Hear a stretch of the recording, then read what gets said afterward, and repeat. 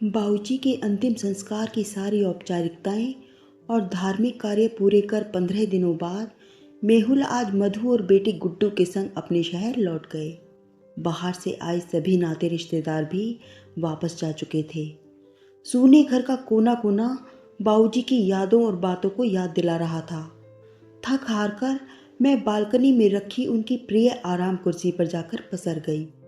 बंद आंखों में रह रहकर बाबूजी की यादों के साथ साथ मेहुल की यादें भी उभर आती।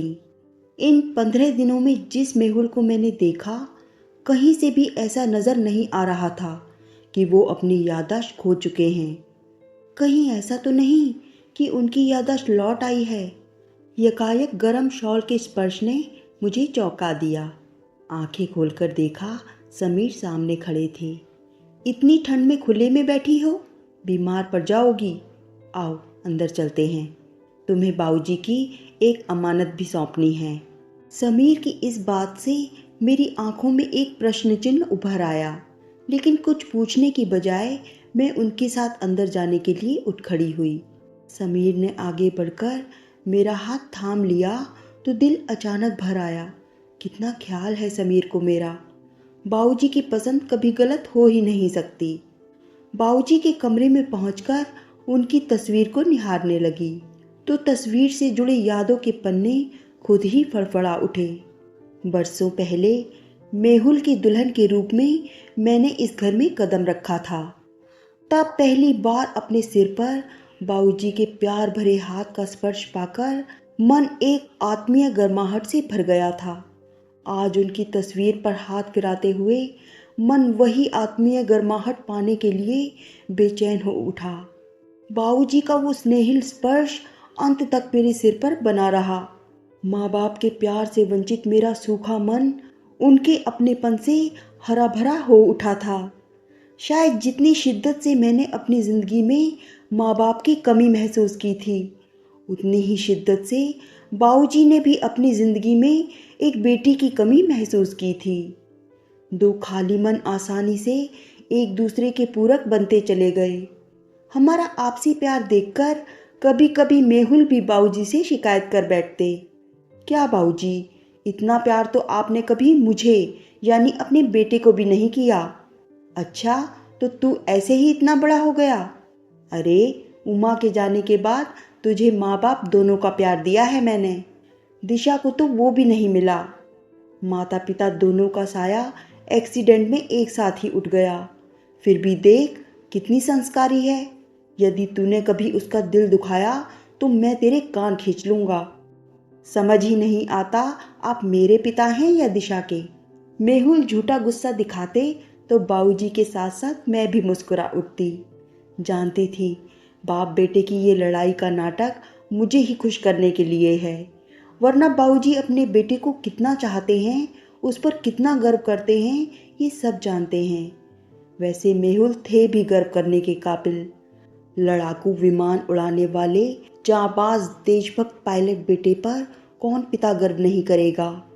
और फिर जब एक खुफिया अभियान के तहत वही आंख का तारा लापता हो गया, तब उस पिता पर क्या गुजरी होगी, ये कल्पना करना भी बेहद भयानक है।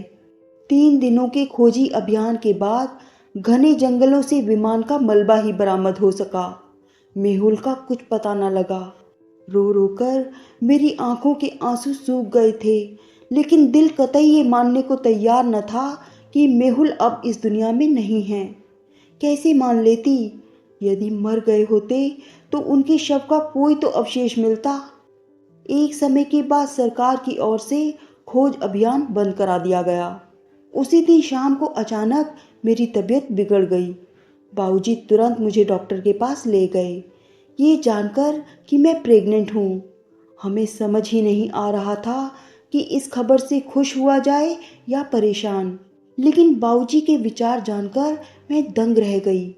वो चाहते थे कि मैं अपना गर्भ गिरा लूँ ताकि भविष्य में आसानी से दूसरी शादी कर अपना जीवन संवार सकूँ। मेरे प्रति उनका नज़रिया अब ससुर का नहीं, एक पिता का हो गया था। एक बेटी के नाते मुझे उनके विचारों का सम्मान करना चाहिए था, लेकिन एक बहू के नज़रिए से मुझे उनका ये प्रस्ताव बहुत गलत लगा।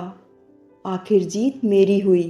बाबूजी ने अपनी रिटायर्ड सुकून भरी जिंदगी को छोड़कर एक प्राइवेट ऑफिस में अकाउंटेंट की नौकरी कर ली, तो मैंने भी पास ही के एक स्कूल में पढ़ाना शुरू कर दिया।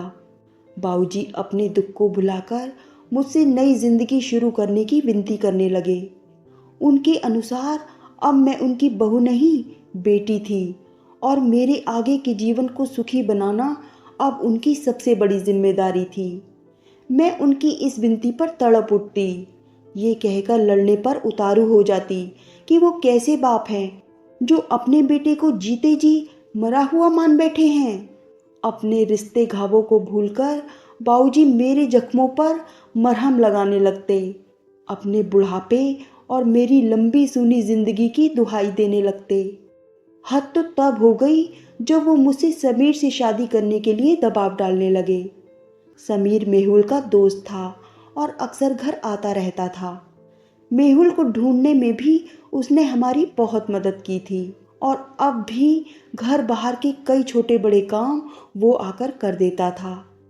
मैंने ये कहकर बाबूजी के प्रस्ताव को सिरे से नकार दिया कि जब तक मेरे दिल में मेहुल के लौटने की आस है, मैं दूसरी शादी के बारे में सोच भी नहीं सकती, और मेहुल के लौटने की आस मेरे मरने पर ही खत्म होगी।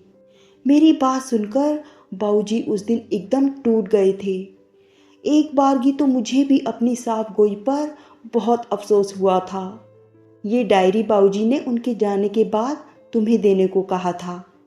कहते हुए समीर ने एक बंद लिफाफा मुझे पकड़ाया तो मेरी चेतना लौटी। डायरी? 24 घंटे साथ में रहने वाले बाबूजी भला डायरी कब लिखते थे? कभी पता ही नहीं चला। डायरी में तो अक्सर वो बातें लिखी जाती हैं जो इंसान रूबरू नहीं कह पाता। तो क्या बाबूजी के दिल में कुछ ऐसा था जो वे मरते दम तक मुझसे कह नहीं पाए? बेचैनी में मैंने लिफाफा फाड़ डाला। मेरी बेचैनी समीर से छुपी नहीं रह सकी। बिट्टू नींद में गुनगुना रहा है, मैं उसके पास बैठता हूँ, तुम इत्मीनान से डायरी पढ़ो। मैं एक बार फिर समीर की सज्जनता की कायल हो गई। कैसे ये इंसान मेरे दिल की हर बात समझ जाता है। कब मुझे एकांत चाहिए, कब मुझे उसके कंधों का सहारा चाहिए, कब क्या। पर अभी वक्त इन बातों के बारे में सोचने का नहीं था। मैं भूखी आंखों से डायरी में लिखे शब्दों को निकलने लगी। पहली ही लाइन ने मुझे भाव विभोर कर दिया। दिशा बेटी मेरे दिल के सबसे करीब है। उसने बहू बनकर मेरी सेवा की, बेटी बनकर प्यार लुटाया, बहन बनकर अपनापन दिखाया, तो माँ बनकर मेरी लापरवाहियों के लिए मुझे डांटा भी है। मैं भी उसकी ज़िंदगी में यही सब रिश्ते निभाना चाहता हूँ, लेकिन वो मुझे ससुर के रिश्ते से ऊपर उठने ही नहीं देती। मैं उसे दोबारा सुहागन के रूप में देखकर एक पिता का फर्ज निभाना चाहता हूँ। मेहुल के प्रति उसका प्यार और भावनाएं मुझसे ज़्यादा कौन जान सकता है, लेकिन भावनाओं से ज़िंदगी नहीं चलती, ये मैं उसे कैसे समझाऊं। समीर बहुत नेक लड़का है, पर दिशा तो कुछ सुनने को तैयार ही नहीं। डायरी क्या थी, एक छोटा मोटा उपन्यास था। न जाने कब से बाबूजी अपनी भावनाओं को इसमें लिख रहे थे। मैं गहरे पश्चाताप से भर उठी। बाबूजी हर सुख दुख में हमेशा मेरे करीब रहे, लेकिन मैंने कभी उनकी भावनाओं को ठीक तरह से समझा ही नहीं। मुझसे अच्छी तो ये बेजान डायरी है जो उनके हर सुख दुख की संगी रही है। मेरी बेचैन निगाहें फिर से शब्दों को निकलने लगी। ये जानकर दिल खुशी से उछलने लगा कि दिशा प्रेग्नेंट है। मेहुल का अंश उसमें मौजूद है। इस बार ज़्यादा सावधानी बरतनी होगी। दिशा पहला गर्भ सीढ़ियों से गिरकर गंवा चुकी है। मेहुल की ये निशानी हमें अच्छे से सहेजनी होगी। पर ये मैं क्या सोचने लगा, कितना स्वार्थी हो गया हूँ मैं। यदि दिशा माँ बन गई तो उसकी आगे की जिंदगी पर तो पूर्ण विराम लग जाएगा। कौन अपनाएगा उसे? नहीं नहीं, दिशा को अपना गर्भ गिराना ही होगा। ये पढ़कर मेरी आंखें छलछला उठी। विचारों के कितने भयंकर झंझावातों से गुजरे हैं बाबूजी। ऊपर से शांत नजर आने वाला सागर अपने अंदर कितनी उथल पुथल समेटे रहता है, अंदाज़ा लगाना कितना मुश्किल है। आंसुओं से धुंधलाती मेरी नज़रें अब भी पन्नों पर टिकी थीं। अजीब बेवकूफ़ लड़की है ये दिशा भी, जिद ही ठान बैठी है बच्चे को जन्म देने की। ज़्यादा कुछ कह भी तो नहीं सकता मैं, कैसी मजबूरी है। मेहुल, कहाँ हो तुम? यदि कहीं हो तो आकर हमसे मिलते क्यों नहीं? कैसे आकर मिलते बाबूजी, याददाश्त जो खो चुके थे। ओह, कितना तलाशा था हमने मेहुल को। कोई ज़रा सा भी संकेत देता तो हम तुरंत दौड़ पड़ते थे। आखिर हमारी कोशिश रंग लाई। एक पते पर मेहुल मिल गए थे। 6 महीनों बाद देख रही थी अपने मेहुल को, लेकिन लग रहा था मानो सदियां गुजर गई हों। कुछ भी तो नहीं बदला था मेहुल में। वही रूप, वही रंग, बस माथे पर एक लंबा सा चोट का निशान उभर आया था। मैं उम्मीद कर रही थी कि वो आगे बढ़कर मुझे अपनी बाहों में समेटकर अपने गले से लगा लेंगे, लेकिन उनकी आंखों में अपने लिए निहायत अजनबीपन के भाव देख मैं सिहर उठी थी। विजय अपनी याददाश्त खो चुका है, वो सज्जन बोले। विजय? बाबूजी और मैं ये सुनकर अवाक रह गए। जब ये कुछ नहीं बता पाया तो हमने इसका नाम विजय रख दिया। आप लोग इतने महीनों तक कहाँ थे? जी, हम तो इन्हें ढूंढने की बराबर कोशिश कर रहे थे।